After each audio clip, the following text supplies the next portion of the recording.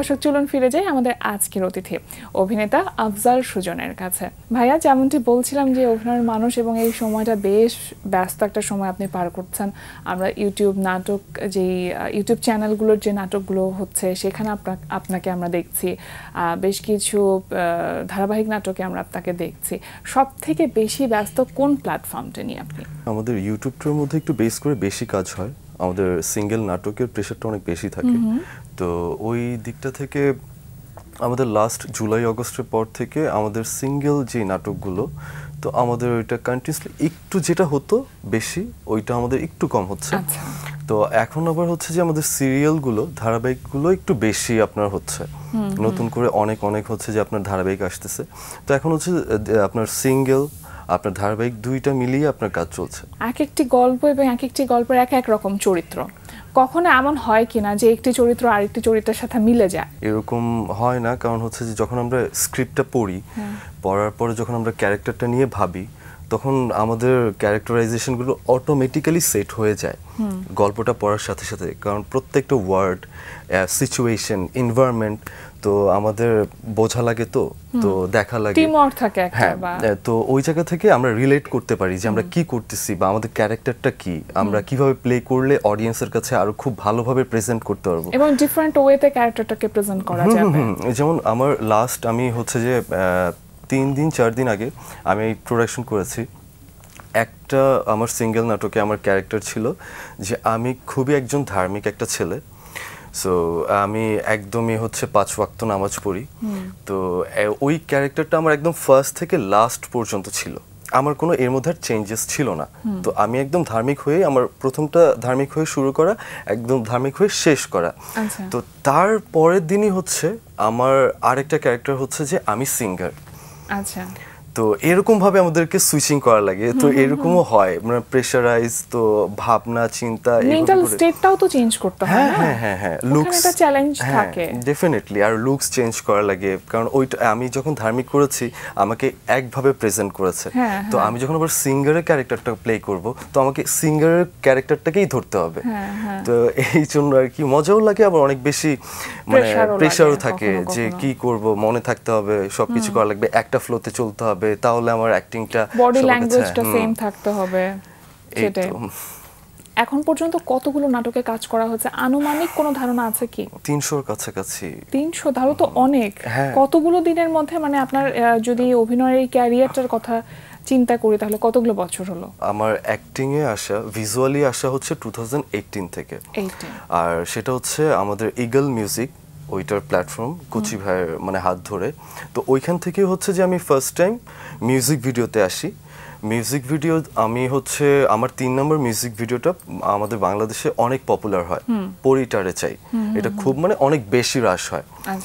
তো তারপর থেকেই হচ্ছে যে মানে মিউজিক ভিডিওটা আমি যখনই করেছি প্রত্যেকটাই আমার সাকসেস আসছে, আর খুব ভালো রেসপন্স পেয়েছি, ভিউজ আসছে।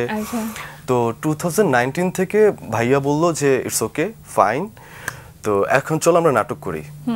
এখন আমরা নাটক বানানোর জন্য প্রস্তুত। মিউজিক ভিডিও রেসপন্স ভালো, তখন নাটকের জন্য প্রিপারেশন নেওয়া যেতে পারে। তখন বলতেছে যে ভাইয়া নাটক করব, অ্যাক্টিং এ তো বলতেছে সমস্যা নাই, আমি তো আছি, চলো। তো ঠিক আছে, আমরা শুরু করলাম। তো আমরা শুরু করেছি, আমাদের একটা ব্যাচ ছিল ইগলে, যেমন আমি, আলভি, অন্তরা, মাহিমা। তো সবাই সবার জায়গা থেকে খুব ভালো আছে এখন, তো আমরা ভালো করতেছিও। তো ওই জায়গা থেকে আমাদের ফার্স্ট নাটকই ওইটা ছিল আমাদের ইগলের থেকে, যখনই আমরা শুরু করেছি ওই নাটকটা দিয়ে। তো ওই নাটকটার পরে আমাদের আর হচ্ছে যে নাটকের পেছনে ফিরতে হয় নাই, অডিয়েন্স আমাদেরকে খুব ভালো সুন্দরভাবে নিয়েছে, অ্যাকসেপ্ট করেছে। 19 থেকে। তো তারপরে আমাদের হচ্ছে যে ওইখান থেকে, আমাদের ওই প্ল্যাটফর্ম থেকে আমাদের কন্টিনিউয়াসলি অনেক অনেক নাটক হয়েছে। আপনি যে বলছিলেন যে একটু ভয় ভয় কাজ করছিল, যে মিউজিক ভিডিও একরকম আর নাটক আর এক রকম, তো ফার্স্ট যখন অভিনয়ের জন্য ক্যামেরার সামনে দাঁড়ালেন, তখন ওই দিন একটু নার্ভাস ছিলেন কিনা? আমি তো আসলে অ্যাক্টিং এর আগে করি নাই, আমার স্ক্রিপ্ট দেখে আমার ডায়লগ আমার মনে রাখতে হবে, দেন আমি আমার কো-আর্টিস্টকে আমি ডায়লগ দিব। এখন একটা মনে থাকতেছে, আরেকটা মনে থাকতেছে না, ব্যাপারটা হইছে এরকম। এখন হচ্ছে যে নরমালি কি হয়, আমি একবার, দুইবার, মানে 3বার, 4বার, 5বার ভুল করলে তো সেটা ঠিক আছে। তো এখন হচ্ছে যে মানে রেগুলার মানে একটার পর একটা যদি হতেই থাকে কন্টিনিউ, মানে এইটা তো খুব বিরক্ত করে। তো আমি খুব ভয় পেয়ে গেছি। তো এই ভয়টা কাটাতে কাটাতে আমাদের ওই প্রোডাকশনটা প্রায় আমাদের 3 দিন শুটিং করা লাগছে। 3 দিন? 3 দিন কিন্তু মানে এই যে 3 দিনের যে কষ্ট করছি আমাদের হোল টিম, বিশ্বাস করবেন আমাদের সাকসেসটা এর চেয়ে অনেক বেশি সুন্দর ছিল। আচ্ছা, মানে বলে বোঝাতে পারবো না যে আমরা নাটক করছি আর অডিয়েন্স আমাদেরকে এত সুন্দর করে নিছে। পরিশ্রম এবং ডেডিকেশন, এটার যে আসলে ফিডব্যাকটা পাওয়া যায় সেটা মনে হয় আপনারা মানে সেই সময় বুঝতে পেরেছিলেন। তারপরে প্রথম যখন নাটকটা করলেন এবং তারপরে তো প্রচুর নাটক একসাথে কাজ করা শুরু হলো, ওখানে আসলে বাছবার বা নির্বাচন করবার সুযোগটা ছিল কিনা, নাকি একেবারে র্যান্ডম কাজ করে যাচ্ছিলেন? না, আমাদের যখন হচ্ছে যে আমরা আমাদের প্ল্যাটফর্মটায় ছিলাম তখন হচ্ছে যে আমাদের স্ক্রিপ্টের যে বিষয়টা ছিল এটা টোটালি হচ্ছে ভাইয়ার হাতে ছিল, মানে কোচি ভাইয়ার হাতে ছিল। উনি এই ব্যাপারগুলো দেখতো, স্ক্রিপ্ট চুজিংটা উনিই করে দিত এবং সবাইকেই করে দিত। ওনার কাছে আমরা সবাই সমানই ছিলাম। তো ওই জায়গা থেকে তার যেই ক্যারেক্টারটা যার যার সাথে যাচ্ছে তাকেই হচ্ছে দেয়া হতো। ছোটবেলার কথা জানতে চাইবো, কোথায় বেড়ে ওঠা, ফ্যামিলিতে কে কে ছিল, কে কে আছেন? আমি হাজারীবাগের ছেলে, তো আমার গ্রাম বলতে নেই, তো আমার হাজারীবাগেই আমার বেড়ে ওঠা। শহরে গ্রাম, গ্রামই শহর। হ্যাঁ, তো গ্রামের ফিলিংসটা আমি বুঝি নাই। তো হচ্ছে যে মানে গ্রামে অনেক কিছুর আপনার বেনিফিটেড মানে বেনিফিট থাকে না, যে গ্রামে থাকলে অনেক বেনিফিটেড মানে হওয়া যায়, গাছে ওঠা, যেমন সাঁতার কাটা, মানে দূরত্বপনার অনেক কিছু থাকে, খুব কাছ থেকে দেখা যায়, নদী মানে পুকুর টুকুর সবকিছু কাছাকাছি থাকে। তো আমার একটা মানে প্রবলেম কি, আমি কিন্তু সাঁতারও জানি না। আচ্ছা, ঠিক আছে, কারণ আমি স্কোপটা পাই না এটাই। তো হচ্ছে যে এই জিনিসগুলো অনেক মিস করেছি। যেমন হচ্ছে যে ঈদের সময়গুলো হচ্ছে যে সবাই যখন বাড়িতে যায়, গ্রামে বাবা মা আছে, এটা হচ্ছে আমাদের কিন্তু এই ফিলিংসটা নেই যারা আমরা ঢাকায় থাকি। কারণ ঢাকাতেই আমাদের সব, আমাদের রিলেটিভস যা কিছু আছে আমাদের সব ঢাকাতেই।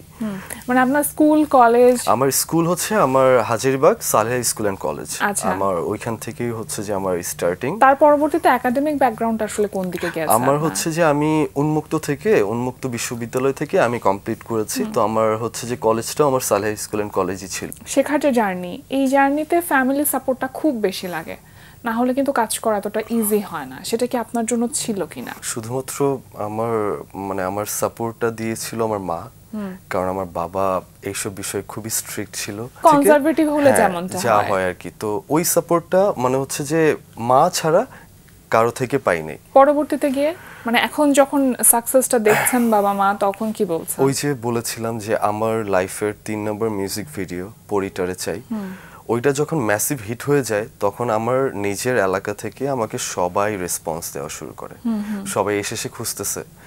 তো তখন বাবা মা সবাই শকড যে বিষয়টা কি হইতেছে।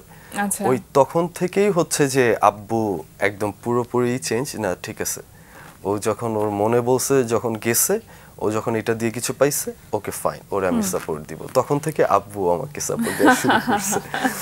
দারুণ। একজন মানুষ তখনই তারকা হয়ে ওঠেন, বা এটা বোঝা যায় তখনই যখন আপনার নামটা বা আপনার কোনো চরিত্রের নামে আপনাকে ডাকা হয় এবং সেই নামে ডেকে আপনার সাথে হয়তো একটা ছবি বা একটা সেলফি তুলতে চাওয়া হয়। সেই ঘটনাটা বা সেই ব্যাপারগুলো ঘটছে কিনা এখন? হ্যাঁ, এটা হয়। এটা খুবই মানে র্যান্ডম হচ্ছিল। হচ্ছে আমাদের একটা খুব হিট একটা আমাদের সিরিজ ছিল যেটার নাম হচ্ছে ভিলেজ প্রজেক্ট।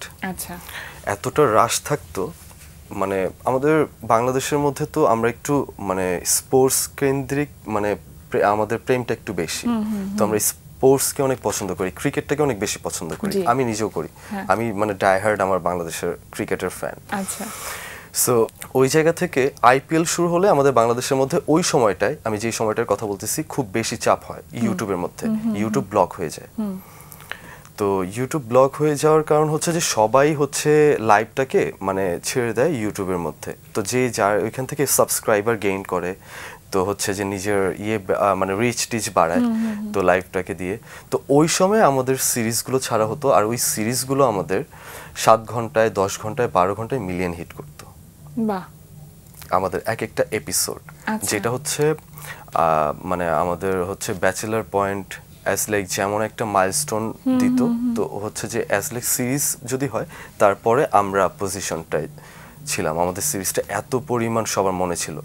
আর ওই যে ক্যারেক্টার, যেমন হচ্ছে ওই ক্যারেক্টার আমি যেটা প্লে করেছি, আমার নাম ছিল রাশেদ। তো আমার এই রাশেদ ক্যারেক্টারের নামটা আমাকে এতটাই স্পেশাল ফিল করায় এখনো। ওই যে এসআই রাশেদ আসতেছে, আচ্ছা, ওই যে রাশেদের মা আসতেছে এখনো।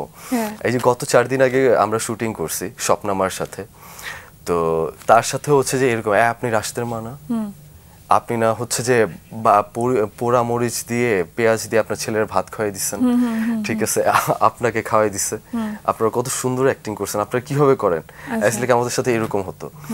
আমাদের হচ্ছে যে এই মানে সিরিজটা এমন লেভেলের হিট হয়েছে যে দর্শকরা কানেক্ট করতে পেরেছে সেটার সাথে। তো আমরা উত্তরা শুটিং করতেছিলাম, আমি শুটিং করতেছিলাম আমাদের আরেকটা সিরিয়ালের ইগলেরই ফ্যামিলি প্রিমিয়ার লিগ। ওইটাতে আমি হচ্ছে আমাকে একটা অ্যাক্সিডেন্ট করে আমার মানে অ্যাক্সিডেন্ট হয়েছে, আমার খুব মানে ব্যথা পেয়েছি আমি, একটা আমার সাইট আমার খুব বাজে অবস্থা। তো ওই জায়গার মধ্যে হচ্ছে আমাকে শর্ট দিবে, তো একটা লোক ডিরেক্টলি হচ্ছে যে আপনার একটা গাড়ি নিয়ে ওই শর্টের মধ্যে ঢুকিয়ে গেছে। আমরা তো শকড, আমরা বললাম যে আমাদের হয়তো কোনো ভুল হয়েছে, আমরা একদমই শক। উনি নেমে বলতেছে আপনার গাড়ি লাগবে, আপনি ওই গাড়িতে শর্ট দিবেন না, আপনি আমার গাড়িতে শর্ট দিবেন। আচ্ছা, আমরা বলছি মানে কি? বলছে এই নেন চাবি। আচ্ছা, উত্তরা আপন ঘর 1 নম্বর, ওইটার অপোজিটেই। মানে আমাদের হোল টিম শক হয়ে গেছে, বলছে না আমরা মানে আপনার গাড়িতে শর্ট দিতে পারবো না, আমাদের অনেক কিছু আছে। তো বলছে না না না এটা দিয়ে দেন, আমি ওনার নাটক দেখি, ওনার নাটক আমার অনেক ভালো লাগে, আপনি আমার গাড়িটা দিয়ে একটা প্লিজ একটা শর্ট দেন। তারপর হচ্ছে ড্রাইভার চেঞ্জ করে ব্যাপারটা আমাদের মানে এই দর্শকদের ভালোবাসাগুলোই আসলে অ্যাচিভমেন্ট, তাই না? এমনি এখন যেমনটা একটা ধারাবাহিকতার সাথে আপনি আপনার অভিনয় জীবনটা যাচ্ছে, প্রথমে র্যাম্প মডেল, তারপরে মিউজিক ভিডিও, তারপর ইউটিউব চ্যানেল, এবং এখন টেলিভিশন নাটকগুলোতেও আপনি কাজ করছেন ধারাবাহিকে। কোনো পার্থক্য পান অভিনয়ের যে থ্রোয়িং, ডায়লগ ডেলিভারি, এগুলোতে কোনো পার্থক্য আছে কিনা? হ্যাঁ, পার্থক্য আছে, কারণ হচ্ছে যে স্ক্রিপ্ট ওয়াইজ আপনার সিচুয়েশন, আপনার হচ্ছে যে নাটক অনুযায়ী আমাদের তো অবশ্যই একটা মানে আপনার থাকে, মানে ভ্যারিয়েশন থাকে। কারণ হচ্ছে কি আমরা একটা টাইম নিয়ে আমরা 2 দিনে আমরা যে একটা গল্প আমরা দেখাতে পারবো অডিয়েন্সকে, তো সেটা কিন্তু আমরা একদিনে দেখাতে পারবো না। তো আমরা যদি একটা সময় নিয়ে যদি আমরা 7 দিন লাগিয়ে যদি একটা প্রোডাকশন করি বা একটা নাটক তৈরি করি, ওইটা দেখতে কিন্তু 2 দিনের প্রোডাকশন হবে না। আমাদের সিঙ্গেল নাটকের আমাদের যে লেভেলগুলো, আমাদের লেভেল কোম্পানিগুলোর আমরা কাজ করি, তো ওদের হচ্ছে যে ডিরেক্টলি হচ্ছে ফেসবুক অ্যান্ড ইউটিউব থেকে মানে পেমেন্টটা জেনারেট করতে হয়, তাদের যা ইনকাম হয় এখান থেকেই করা লাগবে। আবার হ্যাঁ, যেগুলো হচ্ছে যে আমাদের টিভি চ্যানেল বা হচ্ছে যে যেগুলো আমাদের টিভি চ্যানেলে অন এয়ার হয়, তো সেগুলো হচ্ছে যে তারা হচ্ছে যে একটু বড় প্রোডাকশন গুলো হয় বিজ্ঞাপনের মাধ্যমে। সামনের দিনগুলো নিয়ে চিন্তাটা কি? চলচ্চিত্রে কি মানে পাবো কিনা আপনাকে, বা স্বপ্নটা আছে কিনা? হ্যাঁ, স্বপ্ন তো অবশ্যই, বড় পর্দার স্বপ্ন অবশ্যই আছে, আর নিজেকে তৈরি করার ইচ্ছা আছে অনেক বেশি। মানে যে এইটাই আমার ভিতরে কাজ করে যে আমি শিখতে চাই। আমি যখন মনে করবো যে আমি ক্যাপেবল, তখন হচ্ছে যে অপশন চলে আসবে, আমার কাছে ফিল হয়। অনেক অনেক শুভকামনা রইল আপনার সকল কাজের জন্য। দর্শকের ভালোবাসা যেমন ভাবে পেয়ে এসেছেন, সামনের দিনগুলোতেও যেন সেই ভালোবাসাটা অব্যাহত থাকে, সেটাই প্রত্যাশা করছি। আর আজকে আমাদের আয়োজনে আসবার জন্য আপনাকে অসংখ্য ধন্যবাদ। Thank you so much. Thank you. প্রিয় দর্শক, এতক্ষণ কথা হচ্ছিল অতিথির সঙ্গে, এবার সময় হলো বিদায় নেবার।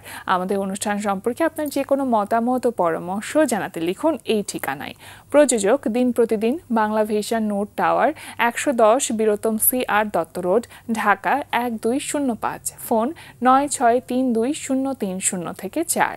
আমাদের ইমেল অ্যাড্রেস dinprotidin@banglavision.tv। ফার্সি কবি জালালউদ্দিন মোহাম্মদ রুমির একটি উক্তি বলে বিদায় নেব আজ। তিনি বলেছেন, দুঃখ পেও না, কারণ তুমি যা হারাও তা অন্য রূপে আসে। প্রিয় দর্শক, সবাই ভালো থাকুন, সুস্থ সুন্দর থাকুন। আজ সারাদিন সবার জন্য শুভ ও কল্যাণময় হোক।